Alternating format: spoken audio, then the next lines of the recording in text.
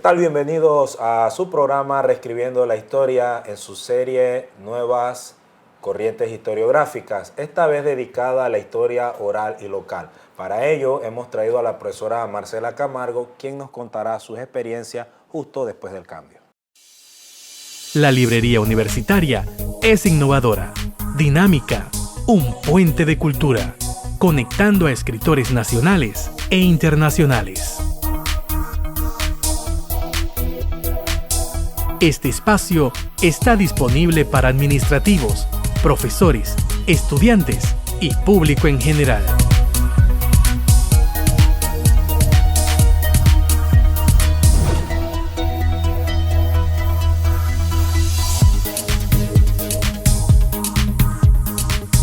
Librería Universitaria.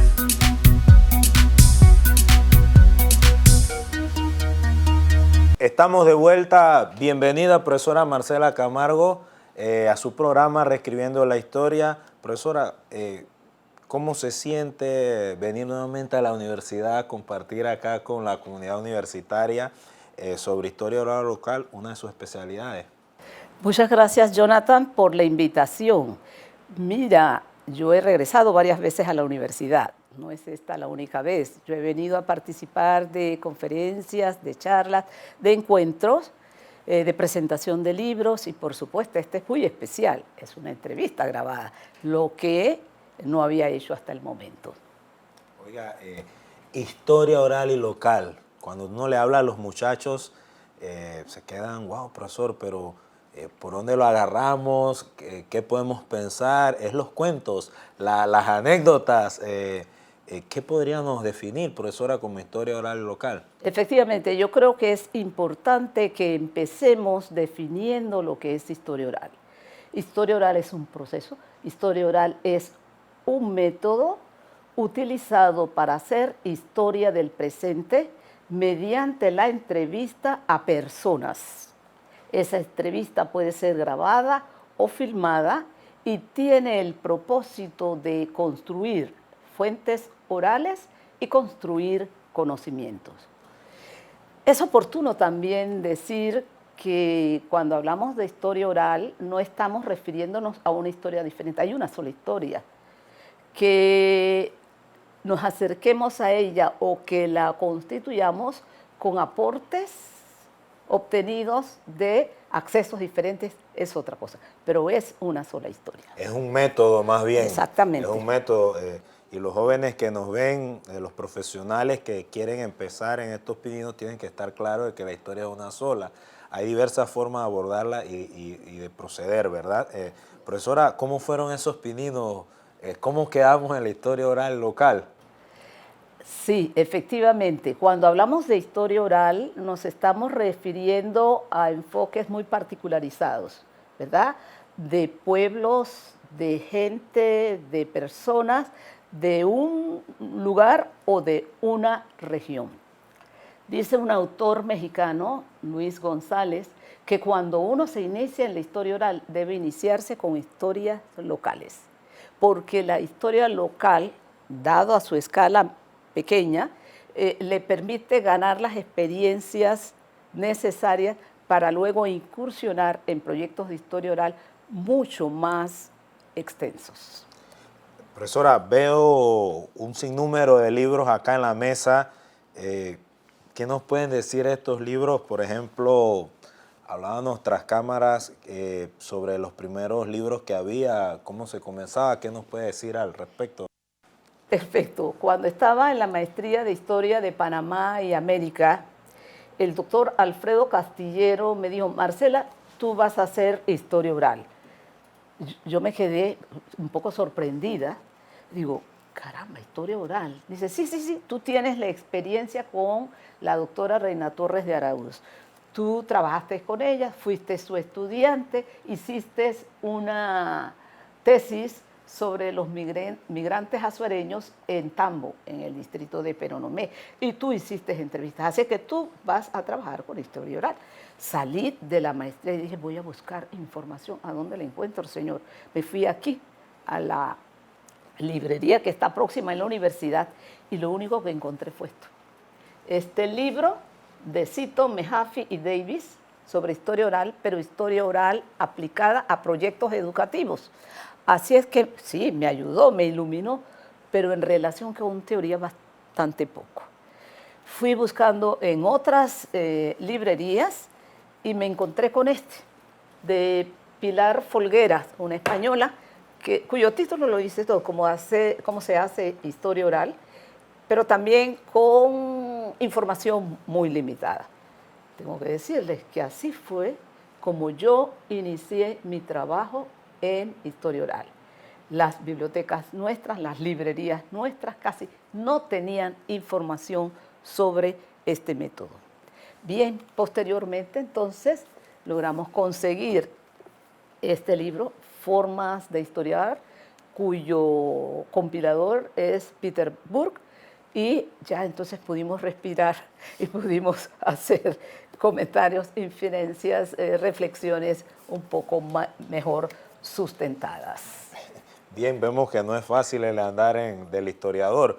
En base a la experiencia esta primera, se sacó el trabajo con el profesor Castillero. ¿Fue referente a qué, profesora? Para que sí, nos ve y nos fue escucha. Referente a la producción y al comercio en la sociedad rural de Penonomé los primeros 50 años de la República. Justamente el trabajo mereció ser publicado dentro de la agenda del centenario en la Universidad de Panamá y es el producto de mi recorrido en varias comunidades rurales del distrito de Penonomé. Bien, profesora, sobre el trabajo vamos a profundizar más adelante, hablando del método, para el que quiera iniciar o los que quieran aprender un poco más, que ya están en estos menesteres, ¿cómo harían ellos para ponerse, ¿verdad?, en los rieles de la historia oral y local, las metodologías, cómo tienen que articular diríamos, su cuerpo de estudio, ¿ves?, para modo de guía y les oriente, ¿verdad?, cómo deben hacer? Claro, claro. Bueno, hay todo un proceso muy largo. No sé si en este momento conviene detallarlo, pero sí es importante que sepamos que la historia oral y las fuentes orales se basan en la memoria. La memoria tiene una localización en el cerebro y cuando nosotros escuchamos una canción, percibimos un olor, escuchamos los cuentos o los relatos de alguien, toda esa información la guardamos en el cerebro a través de significados. Esos significados se fijan a través de imágenes. Las imágenes no son perfectas, no son totales. El cerebro no las integra así, no las forma así. Pero las imágenes forman parte del ser humano. Y el ser humano tiene experiencias de vida y experiencias a futuro, aspiraciones a futuro. Entonces, esas transformaciones que el ser humano hace de sus imágenes es lo que nosotros convocamos en una entrevista. Y aclaro, la historia oral pues procede, y lo dije al inicio, mediante entrevista. Una entrevista que se hace entre el entrevistado o la entrevistada y la entrevistadora o el entrevistador. Se establece una relación dialógica. Yo como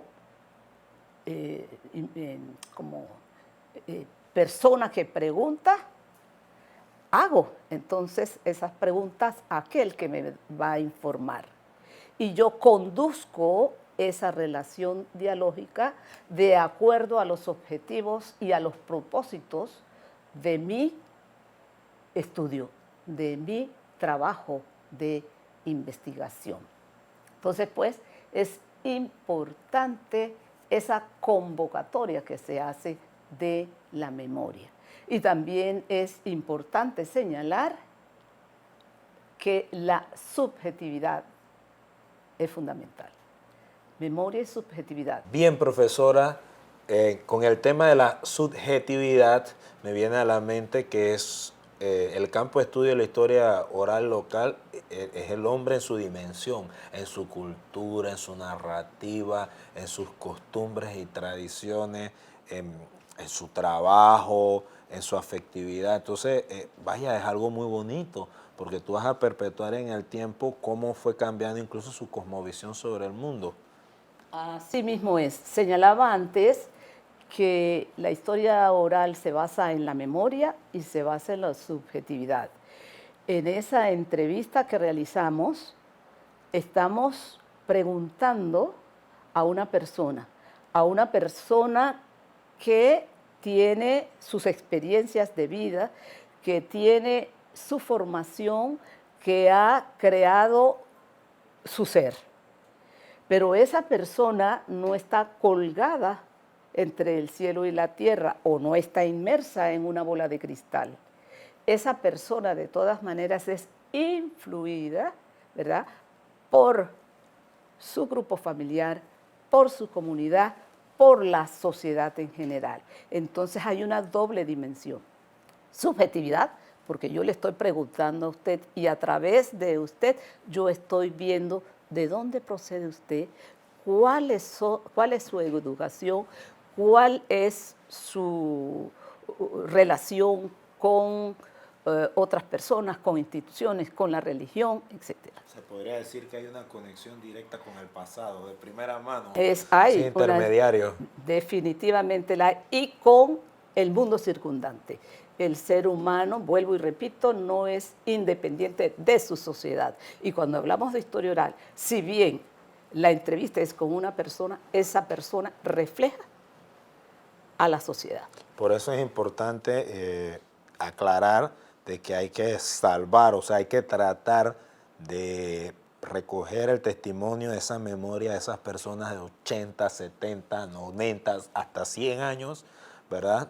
Para que quede algo, porque a veces cuando nos encontramos con estos personajes que incluso viven en nuestros barrios, en nuestras barriadas, en nuestro entorno, y resulta que tienen una vida rica, llena de impronta, de suceso.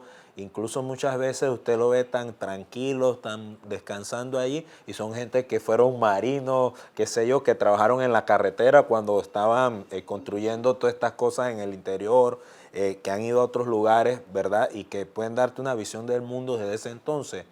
Y como son tan longevos, te pueden brindar un espectro, un área de trabajo mucho más grande. Eso es importante rescatar en estas personas. Claro, usted está allí apuntando a los proyectos de historia oral, ¿sí?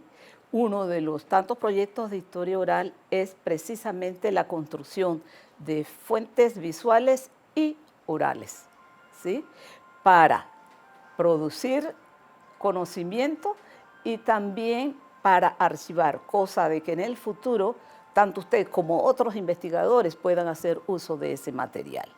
Pero ya que estamos hablando de una de las formas de proyectos de historia oral, también es importante que conozcamos que hay otras.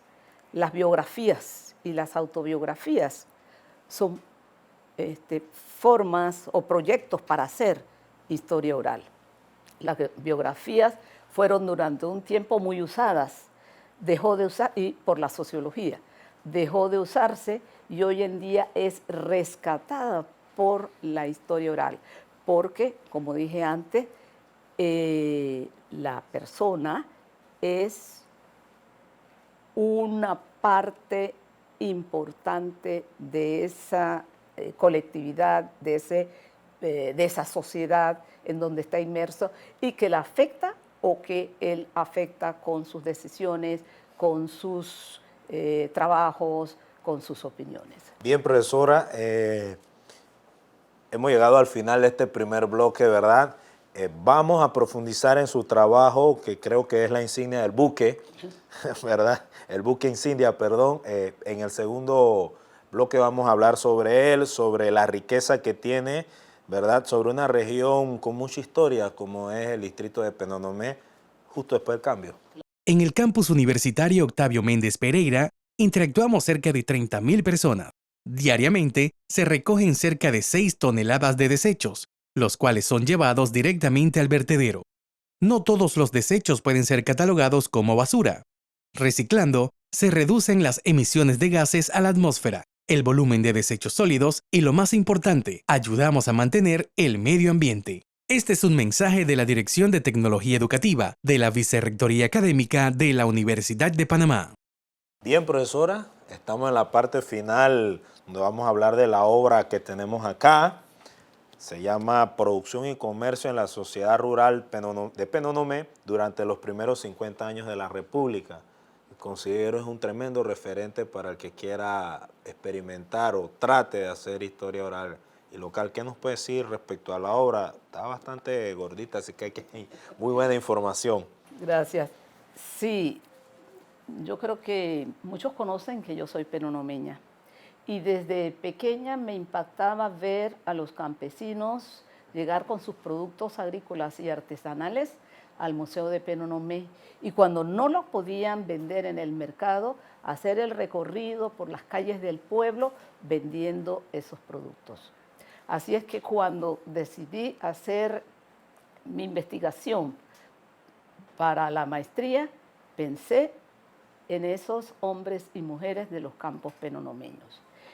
Y me resultaba interesante, pues, esa producción agrícola y ese comercio que hacían estas personas.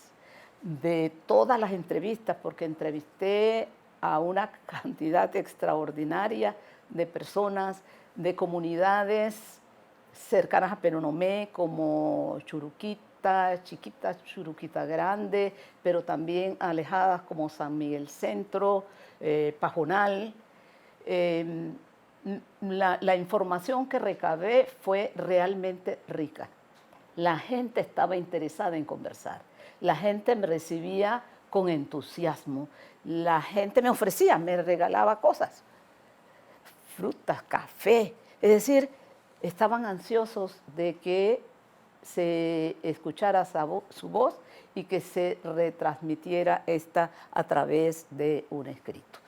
De toda esa información, vuelvo y repito, y atendiendo a propuestas del doctor Hassig de cómo era el comercio en México, eso lo utilicé yo para hablar acerca del comercio entre el área rural y Penonomé. Y así establecí 3 áreas de comercio: próximo, mediano y lejano.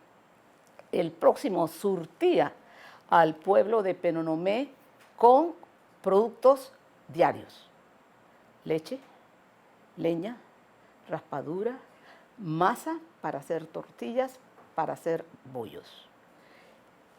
El área mediana, de extensión mediana, nos brindaba algunas frutas, artesanías, y la que estaba más lejana ofrecía al pueblo solo ocasionalmente algunos productos, especialmente que no se encontraban en el pueblo. Por ejemplo, mantecas, aceites para enfermedades. El chutrá, el chirri, ¿verdad?, eran justamente llevadas a la venta cuando ellos bajaban para Semana Santa o cuando traían algún enfermo grave, ¿sí? Eso era lo que ofrecían estas personas. Así es pues que establecí 3 áreas de comercio del área rural con el pueblo de Penonomé. Este libro también refleja que las mujeres tenían una participación importante en ese comercio y en esa producción. No solo estaban en la casa y cuidando a los niños y preparando el alimento. ellas iban al monte y ayudaban también a quemar el monte, a sembrar y a recoger esa cosecha. Y en la zona próxima al pueblo, las mujeres eran las encargadas mayoritariamente de hacer el comercio. La raspadura, la leche, los pollos eran llevadas por las señoras de comunidades como Sardina, de comunidades como Chigoré, de comunidades como El Limón, diariamente al pueblo y eran adquiridas y compradas por los moradores del pueblo. Los fondos, el dinero obtenido era manejado por ellas. Y ellas lo utilizaban para alguna necesidad urgente en el hogar, para útiles educativos para los muchachos, ¿sí?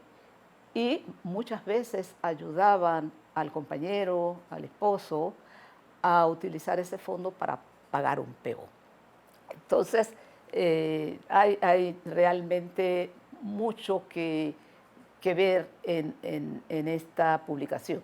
También hay información acerca de la necesidad que tuvieron muchos moradores del área rural de salir a buscar recursos, dinero, fuera de sus comunidades. Y una de estas zonas fue el área circundante al lago Gatún. Esa experiencia en el lago Gatún fue valiosísima. Además de elaborar, construir embarcaciones para navegar en el río, en el lago, perdón, también estos empezaron a escuchar que había otros credos religiosos y entonces cambiaron de la religión católica a credos evangélicos y también a cambiar el tabaco que era habitual en la población rural por el cigarrillo. Entonces, ese traslado a comunidades circundantes del lago Fies, ¿cómo afectó? Pues a moradores del área rural. En ese recorrido hacia esas zonas, no pensemos que utilizaban la carretera nacional, sino que utilizaban caminos y trillos construidos en la montaña y que tomaban varios días para llegar justamente a su destino.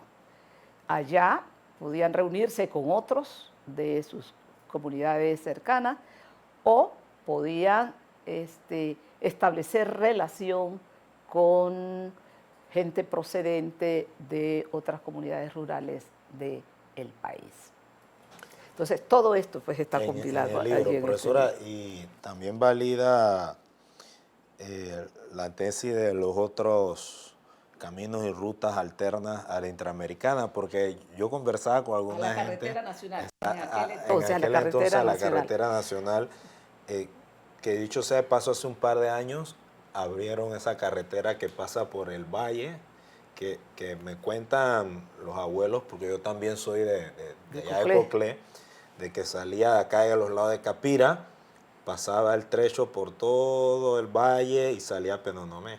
Pues. Y hoy día esa carretera existe porque se basó en los trechos esos antiguos por los que caminaban los campesinos, los moradores en aquella época. Así es. Y es muy interesante porque era una ruta de comercio y por vía los ríos se llegaba entonces al Caribe también, ¿verdad? Eso es un punto que olvidé decir. Hasta finales de la década del 40, los campesinos de ciertas comunidades utilizaban el río